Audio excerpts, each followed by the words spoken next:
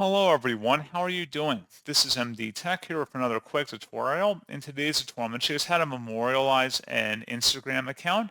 So this should hopefully be a pretty straightforward process on that, guys. And without further ado, let's go ahead and jump straight into it. So all you have to do is open up Instagram and select your profile icon in the bottom right corner, and that will open up your profile page here. And then once you have your profile page open, you want to select the hamburger icon in the top right corner. Select Account Center. Underneath where it says Account Settings, you want to select the Personal Details information right in here. So again, your personal details.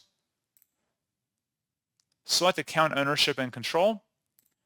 And then at this point, you'll walk through the options here about either deactivating or deleting your accounts and profiles. Again, just follow along with the on-screen prompts here.